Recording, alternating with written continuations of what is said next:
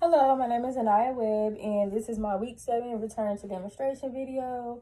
For this video, I will be doing a complete head to chest assessment, and I will be using my little sister Amani as my patient. So we'll go ahead and get started.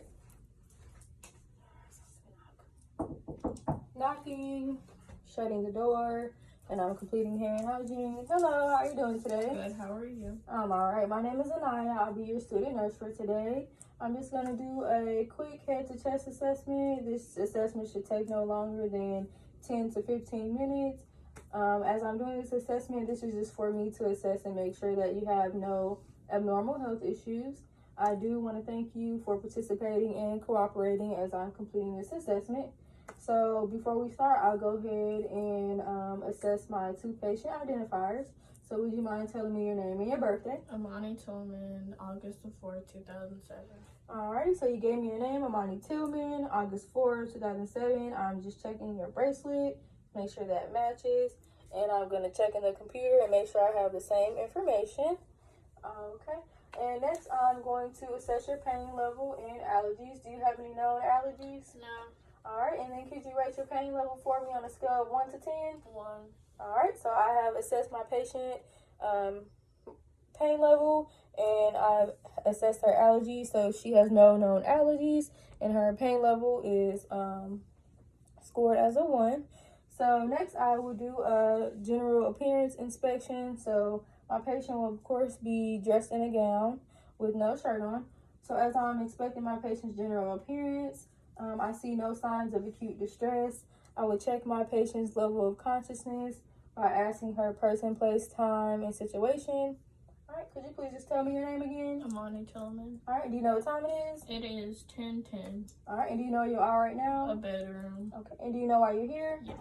Okay, so my patient is alert and oriented times 4. She was able to tell me her person, place, time, and situation. All right, next I will assess my patient's behavior. So my patient's facial expression is appropriate to the situation, and for her mood, she seems calm and she seems pretty laid back. Her speech was clear. I was able to understand her as she was answering my questions. So next, I will inspect and palpate my patient's skin and nails. So as I'm looking at my patient's skin, I am noticing that her skin is appropriate to her race. It's even toned throughout. I don't see any signs of lesions, wounds, or infestations. So next, I will inspect my patient's nails. So as I'm looking at my patient's nails, I will note that her nails are clean and smooth, and her nail bed is pink, and there is no signs of clubbing. Next, I will assess my patient's capillary refill. So I will assess her capillary refill by pressing on her nail bed. All right, let me see your other hand, please. So as I'm pressing on her nail bed, I am noticing that her capillary refill is returning within 1 to 2 seconds. And next, I will also palpate for my patient. I will palpate my patient's skin using the dorsal side of my hands. So can you please just hold your arms out for me? All right, so I'm going to palpate for her skin. I'm just going to check for temperature. So I'm just going to slightly rub my hands down her arm. So as I'm palpating my patient's skin is it's warm and dry. So next, I will inspect and palpate my patient's head, face, and neck. So as I'm looking at my patient's head, I will state that her head is normocephalic, which states that it's normal. I don't see any signs of deformities on her head. So I will inspect her head. I don't see any signs of infestations or lesions as I'm looking. Okay. So next, I will inspect my patient's facial expressions. I'm sorry, not her facial expressions, but her facial features. Her facial features are symmetric to her face. After that, I will assess my patient's eyes, and for that, I will use my pen light when I am assessing her pupils. But before I do that, I will, on inspection, I will look at my patient's eyes, and I don't see any signs of discharge or redness to her eyes. As I'm looking at her eyes, I'm also noticing that her sclera is white and her conjunctiva is pink and moist. So next I will assess her pupils. So I'll get my pen light for that. All right. So as I am assessing my patient's pupils, I am assessing that her pupils are equal, round, reactive to light, and that she has good accommodation. So I'm just going to take a look at her pupils. So if you can just look forward for me. I'm sorry, look straight ahead. So I'm just going to look at her pupils. All right. So as I have looked at her pupils look to be equal and round. And now I'm going to check and see if they are reactive to light. So I'm just going to have you look ahead again, please. So I'm just going to shine it in. All right, so I have checked to see that my patient's pupils are reactive to light, which they are. Her pupils do constrict and dilate. So now I'm going to check for accommodation. So I'm just going to have you just follow this pen light for me, just strictly with your eyes, and just look forward for me. So I'm going to start by bringing the pen light out. All right, so now I just want you to just follow the pen light with your eyes. Don't move your head.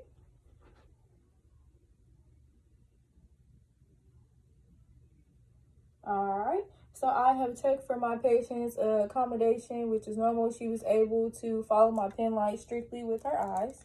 Alrighty, so next I will check for my patient's ears. I will inspect her ears. So as I'm looking at my patient's ears, I noticed that her ears, they look clean, clean and dry. There's no signs of discharge or infestation. So you can turn your head for me. Just going to check. I'm sorry. Just gonna check this ear. All right. So I don't see any signs of infestations or lesions within her ears or any known types of discharge. So I will also check for my patient's hearing. So with that, I will distribute that with doing the whisper test. So I'll just stand a couple feet behind her and I will whisper something on the side of her and see if she's able to repeat that back.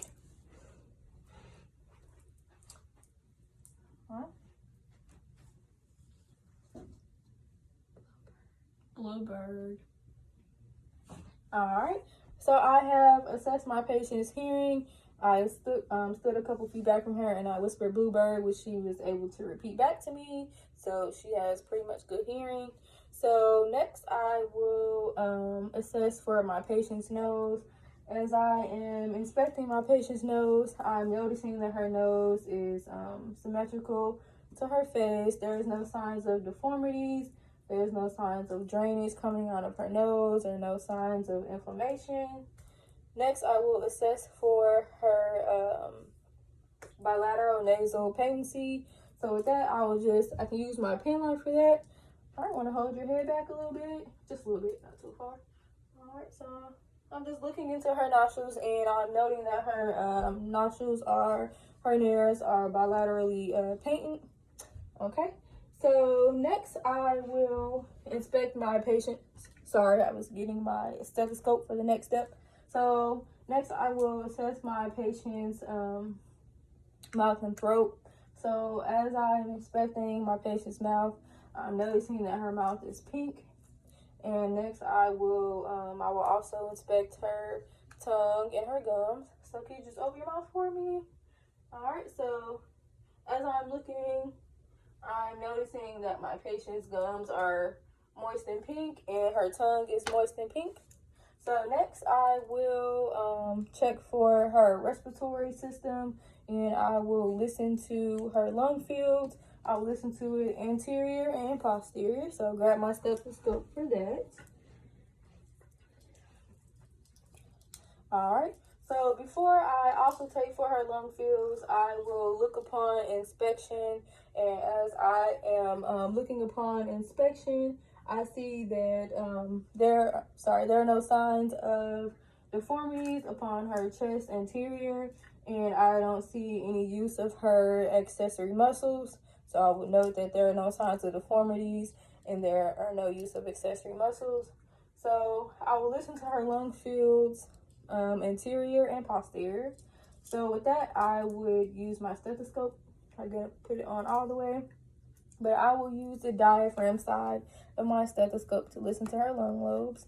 So first, I will start off with the anterior side. All right. So as I'm listening to her lung fields, I'm just going to name off the lobes. So this is her right upper lobe, her left upper lobe, her right middle lobe, right lower lobe, and left lower lobe. All right.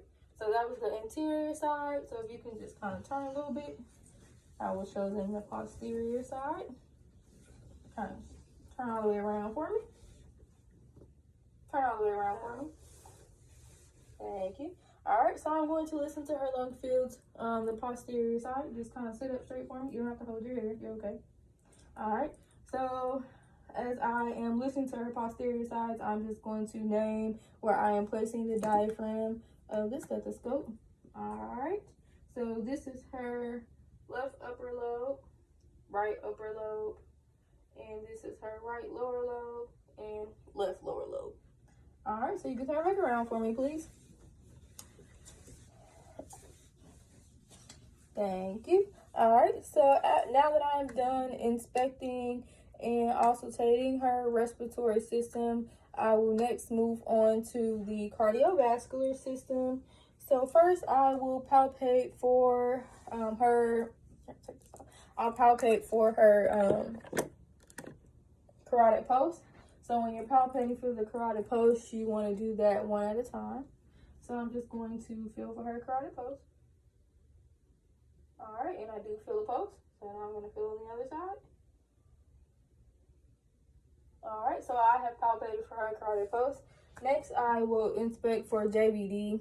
So if my patient was laying down, of course, I would expect to see a JVD. But when my patient is sitting up at 45 degrees, there should be no signs of JVD. So I will note that as she's sitting up 45 degrees, we'll say this is just 45 degrees. There's no signs of JVD. So next, since I'm done with that part, I will go ahead and also take for her cardiovascular sounds. So for that, again, I will use my stethoscope. I will start off with listening with the diaphragm and then the bell. So I'll go ahead and listen with the diaphragm first. So I will go ahead and name the positions as I am listening.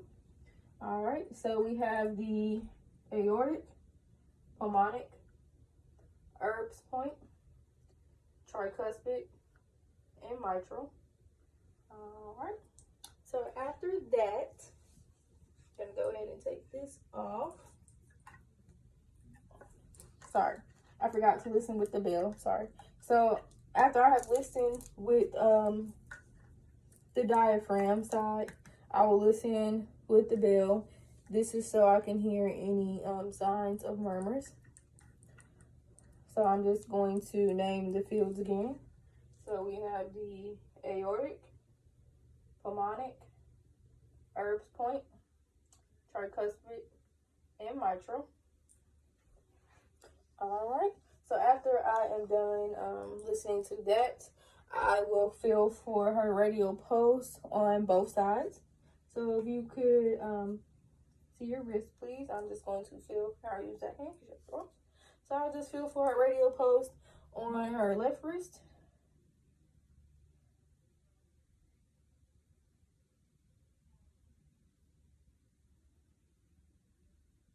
All right, so I do feel a pulse, and I will listen for the radial pulse on her right wrist.